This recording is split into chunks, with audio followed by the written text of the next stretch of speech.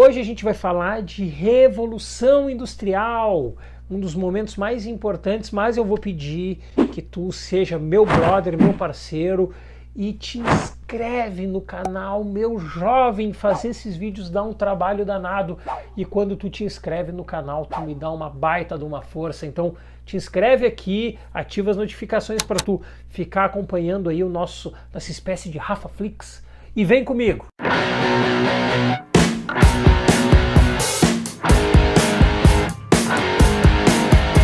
Fala, turminha, tudo certo?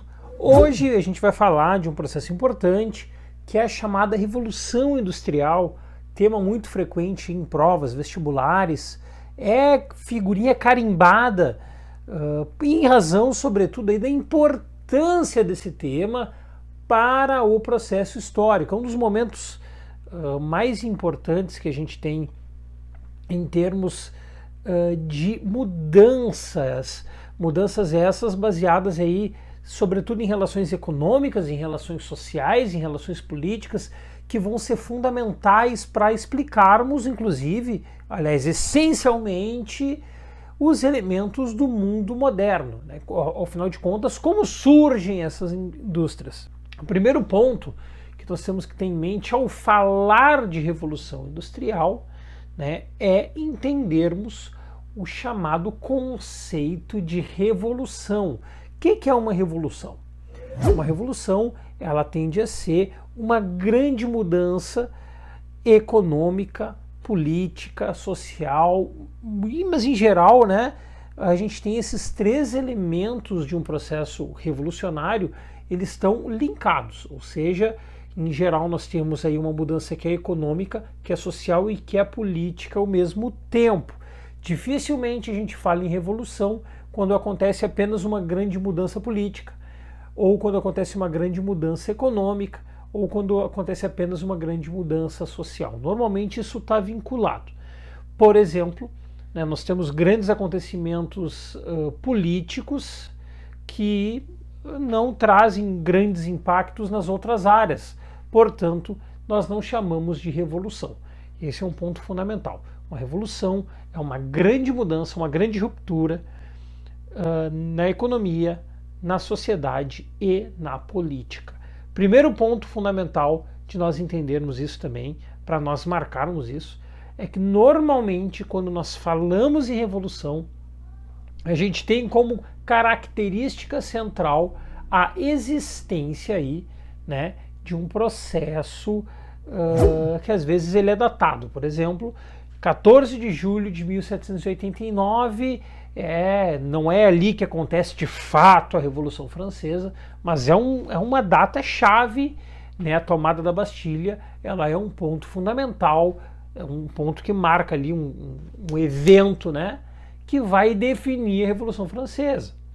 Nós temos também uma data específica para a Revolução Russa, para a Revolução Cubana, e, enfim, em geral, né, as revoluções elas possuem muitas vezes uma data e um evento, né, um marco específico, e esse marco específico ele vai definir aí todo o processo.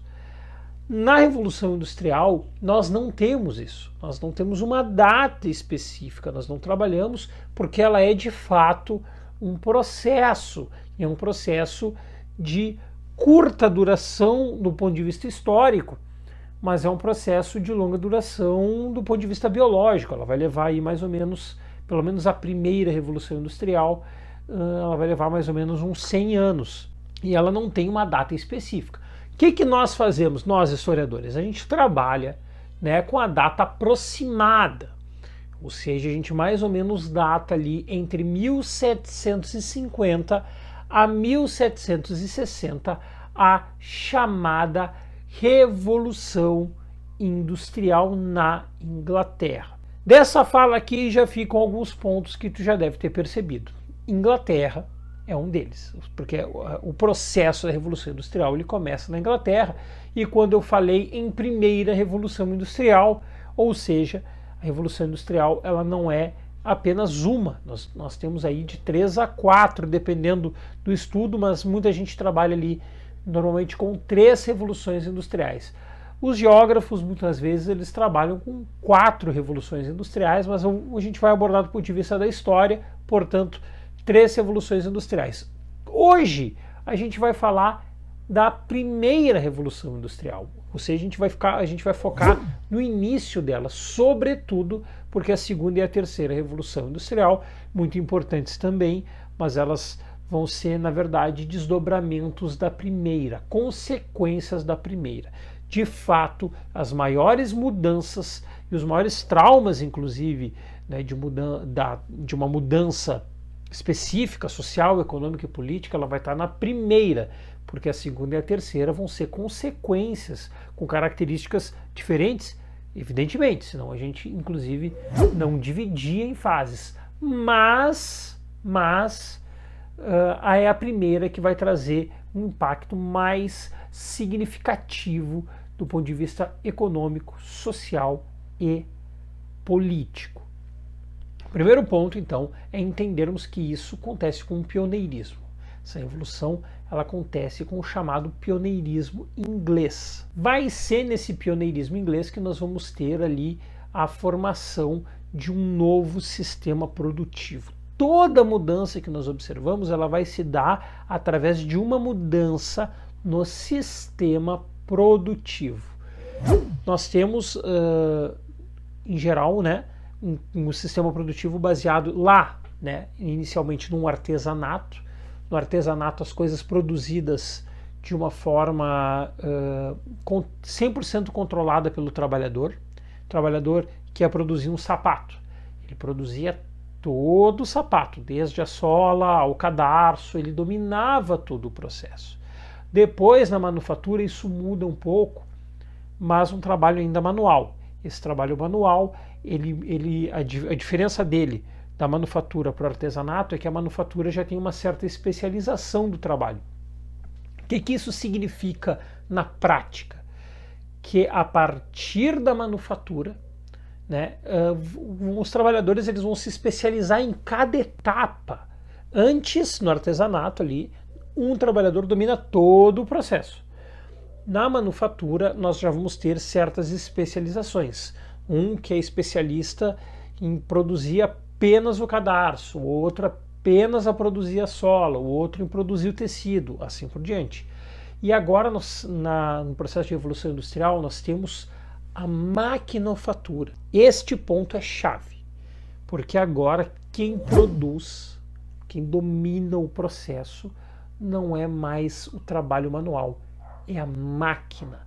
A máquina produz, a máquina faz, a máquina controla de fato o processo, é liderado por ela, pela máquina, e não mais, veja bem, não mais pelo trabalhador, pelo trabalho manual. Então, um ponto importante aqui é de entendermos a mudança da manufatura para a maquinofatura. É a máquina que produz, e essa produção, consequentemente, vai ser em uma escala maior, vai ser uma escala mais rápida e de melhor qualidade, que vai trazer uma série de questões que a gente vai falando agora ao longo do vídeo. E a partir disso, que vai surgir uma divisão importante, a divisão entre proletários e burgueses. Mas, senhor, já não tinha ali proletários e burgueses? Sim, mas agora nós temos uma burguesia que ela não é mais comercial, ela passa a ser uma burguesia industrial, porque ela domina as indústrias, ela é dona das máquinas, ela é dona de todo o processo de produção. Esse ponto é importante da gente compreender. Assim como está mudando o modelo produtivo, está mudando também as classes. Estão mudando as classes. Ou seja, nós temos uma burguesia antes da Revolução Industrial, sim, mas ela é uma burguesia comercial, porque nós estávamos no capitalismo comercial. Agora nós estamos no capitalismo industrial, logo a burguesia industrial. E esse ponto é importante de entendermos porque a Inglaterra ela possuía uma burguesia prévia que tinha como característica já o acúmulo de capitais, ou seja, ela tinha grana, ela tinha dinheiro. Tendo grana, o que ela faz? ela tem condições de investir em máquinas, investir, enfim, em todo o desenvolvimento produtivo. E esse é um ponto muito importante para esse processo, a existência de uma classe que tinha condições de investir. Cuidado apenas em não imaginar que a história ela é teleológica, ou seja, em pensar que isso era um sistema de causa e consequência, ou seja, evidentemente que a burguesia tinha grana, então ela vai investir nas indústrias. Isso não é necessariamente uma verdade, porque haviam em outros países também, nós tínhamos uma burguesia que tinha também condições de investir, mas ela não investiu. E esse é um ponto também para nós entendermos. A existência de uma burguesia capaz de investir, ela explica em parte, porque isso nós também temos em outros países. A diferença da burguesia inglesa é que ela vai utilizar esse capital para fazer esse investimento. Tenha isso claro, para nós compreendermos, afinal de contas, uma pergunta que é clássica em provas e vestibulares, em avaliações. Por que aconteceu na Inglaterra? Qual é o ponto central da Inglaterra? Esse é a existência, mas com a disposição. E por meio disso que vão surgir os chamados grandes centros urbanos. Os grandes centros urbanos também vão ser um ponto importante para nós entendermos o pioneirismo inglês. Os grandes centros urbanos eles vão surgir porque existe toda uma política, vai surgir, né, na Inglaterra, toda uma política baseada aí na formação de um cercamento dos campos. Então, até a Revolução Industrial, a maioria das pessoas ali vive nos campos. Evidentemente que há um renascimento comercial antes, mas esse renascimento comercial ele não indica a formação de que a maioria da população vai viver nas cidades. Pelo contrário, isso ainda não existe no mundo. A maioria das pessoas ainda vive nos campos. O que acontece é que as cidades ressurgem com o fim da Idade Média. Mas a partir da Revolução Industrial, que aí nós temos mais pessoas vivendo nas cidades do que nos campos. É aqui que vai ter esse pulo do gato. E na Inglaterra, em razão do cercamento dos campos. Havia um campus que a gente chama de campos comunais, que eram campos em que os trabalhadores eles caminhavam, né? Eram campos livres, em que muitos trabalhadores iam, inclusive, prestando serviços para uma determinada elite rural inglesa, e esses campos eles eram livres. O que acontece com o cercamento dos campos? Isso já não é mais possível, porque nós temos ali uma delimitação da propriedade privada. O que vai acontecer com o trabalhador rural? Ele não tem mais onde trabalhar, meus camaradas. E o que ele vai fazer? Ele vai ser expulso, porque na prática é isso que acontece. Se tu não consegue mais ficar te locomovendo, tu está sendo expulso daquela região.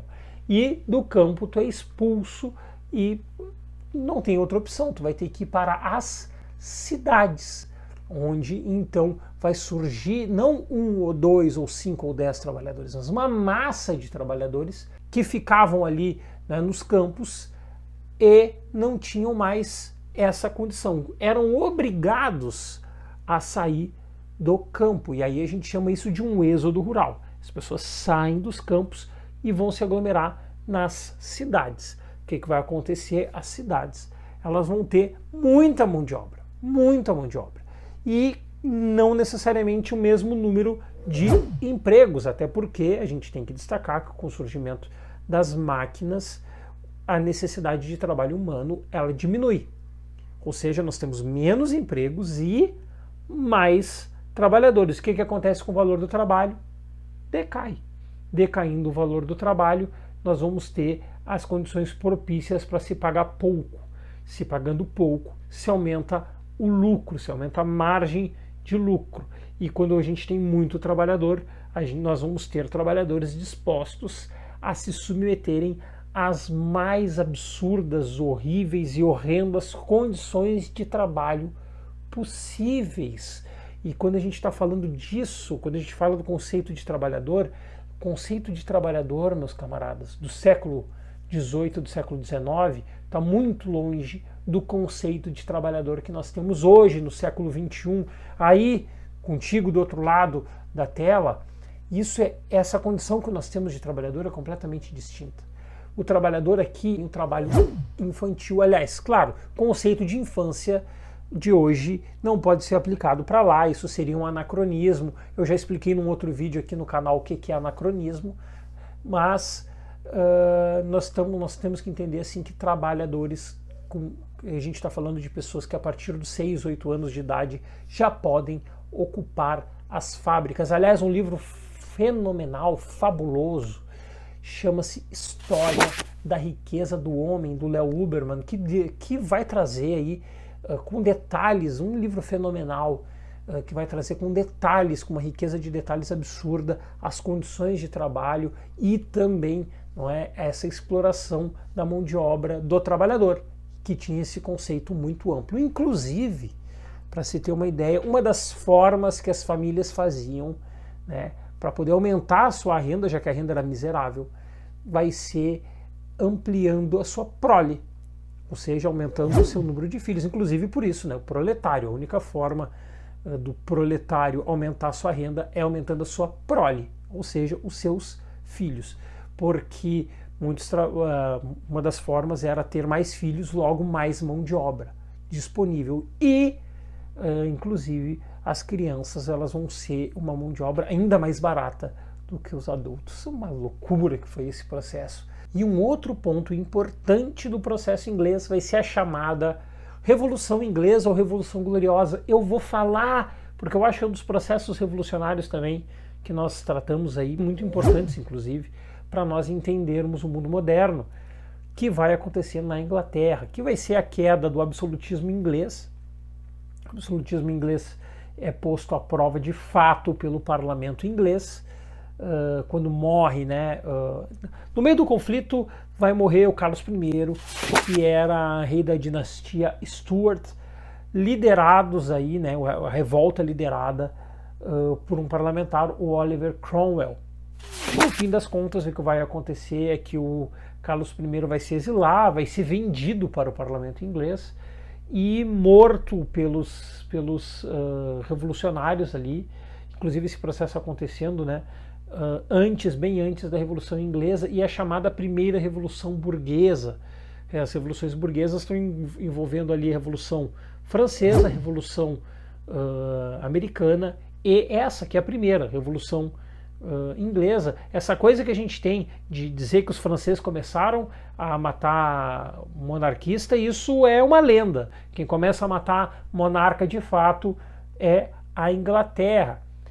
Claro que tem uma característica distinta que, né, os poderes ao Lord Oliver Cromwell, que seria uma república, eles são limitados. Eles são limitados e logo em seguida, porque o Oliver Cromwell tenta ter poderes absolutistas sem uma coroa. E há toda uma nova revolta aí do parlamento e o retorno da dinastia Stuart em 1660. Vão ser 20 anos, 30 anos mais ou menos na Inglaterra de muita loucura. Mas por que este movimento ele é importante? Que é para isso que a gente está falando deste processo da Revolução Gloriosa. Ele é importante porque vão ser assinados ali os atos de navegação. E os atos de navegação eles são importantes porque eles dão, né, monopólio à marinha inglesa. A Inglaterra vem exercendo um papel cada vez mais importante no comércio marítimo. O comércio marítimo que era liderado pela Península Ibérica, depois a Holanda vem com tudo e agora vem chegando a Inglaterra com a liderança do processo de domínio do comércio marítimo. E junto a esses atos de navegação nós vamos ter atos protecionistas da economia inglesa. Esse é um ponto importante porque a partir da Revolução Industrial que nós vamos ver inclusive o surgimento do liberalismo, né, da ideologia liberal, mas o liberalismo no caso da Inglaterra aqui ele sempre foi muito da porta para fora, ou seja, para os outros países, porque dentro da Inglaterra o que nós vimos era o Estado adotando medidas protecionistas para essa indústria inglesa, que vão ser importantes, vão ser fundamentais, inclusive para proteger essa burguesia que está em ascensão com esse novo com esse novo sistema econômico que está surgindo a partir da mudança do sistema produtivo. Além disso, é importante destacar o fato de que nesse período da Revolução Inglesa nós vamos assistir a uma perseguição forte aí de uma chamada classe feudal. Nós temos ainda ali na Inglaterra, até o século XVII, XVIII, uma certa classe feudal que vai estar envolvida nos conflitos ali entre os Whigs, os Tories, que vão ser objeto de outro vídeo. Mas o que tem que ficar destacado aqui é o fato de que essa classe feudal ela é alijada. Sendo essa classe feudal alijada, vai se ter aí uma concentração importante, né, dos poderes dessa classe nova em ascensão, que é essa classe burguesa. Outro ponto importante que nós vamos ver a partir desse pioneirismo inglês vai ser a existência de uma matéria-prima. Uma matéria-prima que vai ser aí o pilar desse pioneirismo, que vai ser o carvão, vai ser o ferro, vai ser a lã, que vão ser fundamentais para o desenvolvimento dessas primeiras fábricas. Um ponto importante nesse sentido vai ser a indústria têxtil. Preste bem atenção, nós não conseguimos entender a Revolução Industrial sem compreendermos o papel da indústria têxtil. A indústria têxtil é fundamental, importantíssima, porque vai ser a partir, né, de todo um maquinário vinculado à tecelagem que vão ter as bases aí de todo um processo industrial que vai depois se ampliar, ou seja, ele não vai ficar apenas restrito à produção de tecidos, mas todo esse maquinário, sobretudo esse maquinário a vapor, vai estar depois aí origem, por exemplo, aos navios a vapor, vão ser a base, né, de toda uma indústria de ferrovias, que vão estar inclusive muito vinculadas, na verdade, já a uma segunda revolução industrial. E essa indústria têxtil, ela vai ter uma produção altíssima, uma produção surreal, uma produção completamente jamais vista em termos de velocidade, porque afinal de contas não são mais homens que estão produzindo, mas máquinas que estão produzindo de uma forma muito veloz. Primeira característica disso vai ser a quebra de uma produção manufaturada e artesanal. Quebra entre aspas, claro. Até hoje, se vocês forem certamente na cidade de vocês, deve ter alguma feirinha de artesanato, mas já não é mais a base, né? A base econômica que nós temos, que nós vamos ter a partir de então, ela já não é mais artesanal. O que vai acontecer com o artesão? O artesão, aquele artesão que, por exemplo, produzia a camiseta, produzia a roupa, ele vai quebrar, porque ele não consegue produzir a ponto de acompanhar, ele não acompanha mais aquele processo. A roupa que ele faz não tem a mesma qualidade da máquina e também não tem o mesmo preço, é caro, é muito alto o custo. Então há uma quebra forte, uma quebra violenta de todo um sistema baseado ainda no artesanato. O que vai acontecer a partir disso, né? Vai acontecer que esses trabalhadores artesãos, eles não têm opção. Eles também vão se juntar àquela massa de trabalhadores rurais que não tinham outra opção e vão ter que virar trabalhadores, vão ter que formar o chamado proletariado, que são aqueles trabalhadores que não vão ter outra opção, vão ter apenas como alternativa serem trabalhadores submetidos ao chão de fábrica e todas as péssimas condições do chão de fábrica, de fato, daquele processo. Com isso, o que vai acontecer? Um trabalho muito desvalorizado, muito barato e que ainda assim sempre vai ter uma boa quantidade de pessoas envolvidas. Um ponto importante e fundamental para nós entendermos isso, por exemplo, né, é que as consequências sociais vão ser não só um aumento de uma miséria absurda. Por exemplo, quem viu o filme Os Miseráveis do Victor Hugo consegue ter uma noção. Claro, ali é Paris, mas não está muito longe. É umas cidades horríveis, sujas, cidades em condições péssimas, trabalhadores em condições horríveis, trabalhando 16, 18, 20 horas por dia, imagina, por uma condição salarial ridícula. E aí os problemas sociais decorrentes disso, eles não são muito difíceis da gente entender. Alcoolismo, prostituição, de todas as formas, trabalho infantil, que era a mesma coisa que nada, porque não se tinha um conceito de infância ainda, né? De uma forma violenta. O alcoolismo, por exemplo, ele vai ser uma forma utilizada pelos trabalhadores para disfarçar, por exemplo, a fome, porque é altamente calórico. O álcool é muito calórico e disfarça a fome em razão dessa quantidade de calorias e também entorpece, né? Tu esquece, tu te desliga da realidade, tu te desliga da tua péssima condição e da condição da tua família toda. Fora, por exemplo, o fato de que não havia de nenhum direito trabalhista. Por exemplo, se um trabalhador ele se machuca trabalhando na fábrica, não tem essa de direito trabalhista, de aposentadoria, não tinha aposentadoria, não tinha um sistema básico aí que vai proteger um trabalhador para ganhar uma indenização se ele está no trabalho. Nada disso, isso tudo está muito à margem de qualquer especulação nesse processo. Um trabalhador da fábrica que vai lá e durante o trabalho da fábrica ele corta um braço, corta uma mão, enfim, ele simplesmente é demitido.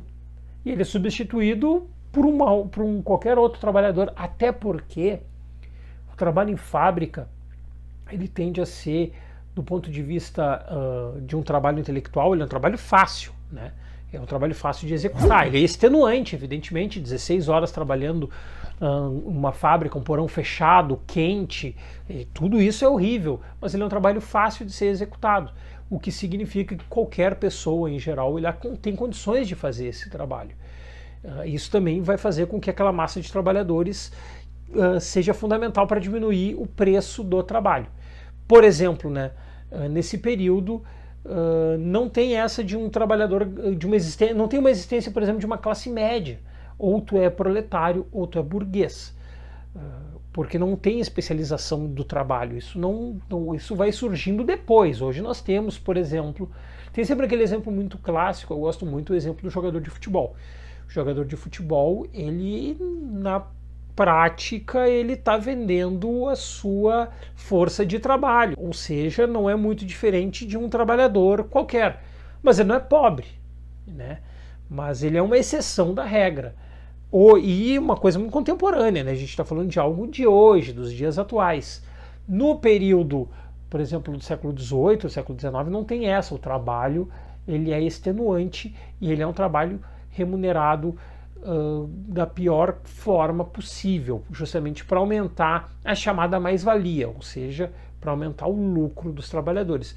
Porque, muito curioso que dentro desse processo da Revolução Industrial, eu acabei de falar do Adam Smith, que vai ser aí o pai do liberalismo, mas ele também vai dar origem, né, às ideias socialistas, e aí com Karl Marx, embora ele entre, né, de fato, eu vou falar dele quando eu falar sobre a segunda Revolução Industrial, porque ele é contemporâneo da segunda Revolução Industrial, mas ele está falando, olhando também para o processo da primeira Revolução Industrial. E o que nós vamos ter então é a geração de uma riqueza muito grande, porque a partir da Revolução Industrial nós vamos ter a Inglaterra como o país mais rico do mundo.